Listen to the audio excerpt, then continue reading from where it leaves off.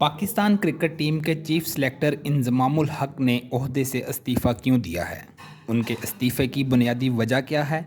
क्या इंजमामुल हक करप्शन में मुलव्वस हैं? इन तमाम सवालात के मुतालिक जानते हैं इस वीडियो में। इंजमामुल हक ने chairman PCB management committee Zaka Ashraf को इस्तीफ़ा भेज दिया है।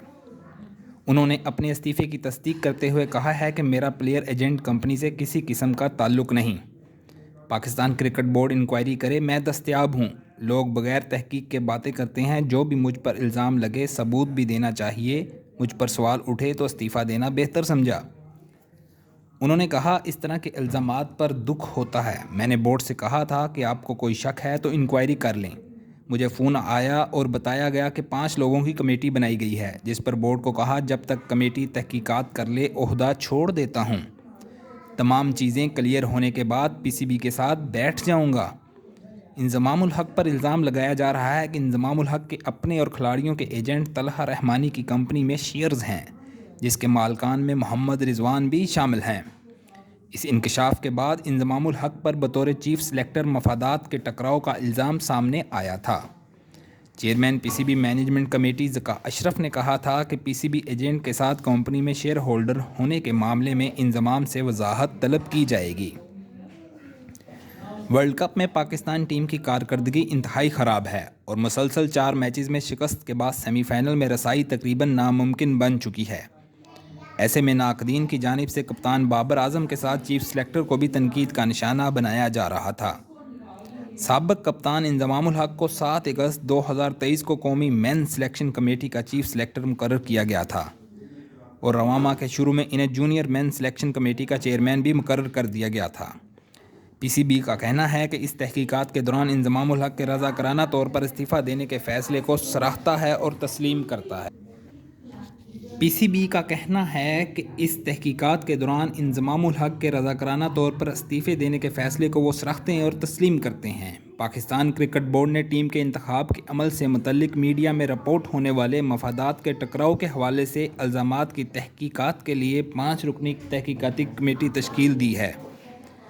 कमेटी अपनी रिपोर्ट और सिफारिशात पीसीबी की इंतज़ामिया को जल्द पेश करेगी।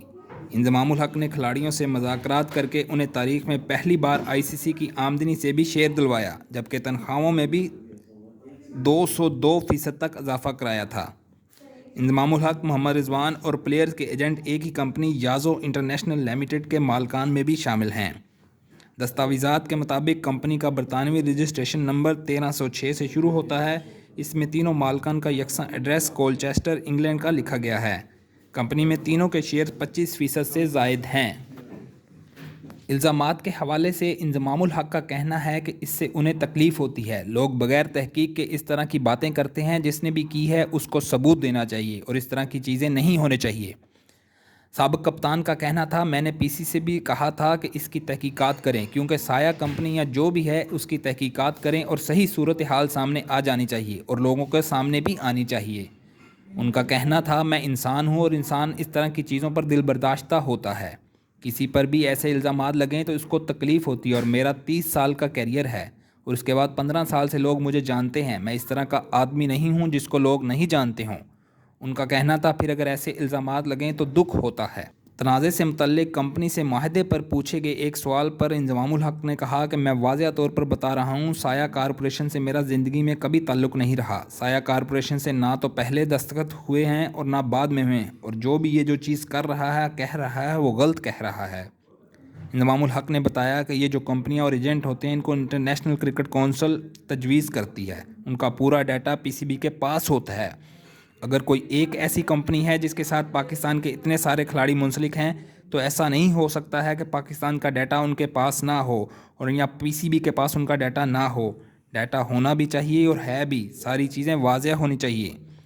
उन्होंने कहा, साया कारपोरेशन टैक्स भी देती होगी तो उधर भी चीज़ें होंगी। ये कोई ऐसी कंपनी थोड़ी है जो छुपी हुई है कि इंजमाम दरमियान में है या नहीं। ये तो एक ओपन केस है। इंजमामुल हक का कहना था कि तलहा मेरा एजेंट है तो वो किसी का भी एजेंट हो सकता है और कंपनी में हिस्सेदार होना ये दूसरी चीज़ है। ये 25 लोगों का एजेंट है और ये मेरा एजेंट काफ़ी पुराना है। واضح رہے کہ اگر انضمام الحق کو پی سی بی اپنے عہدے سے ہٹاتا تو پی سی بی کو انضمام الحق کو 6 تنخواہیں ایڈوانس میں دینا پڑتیں اور انضمام الحق بطور چیف سلیکٹر پی سی بی سے 25 لاکھ روپے تنخواہ وصول کر رہے تھے۔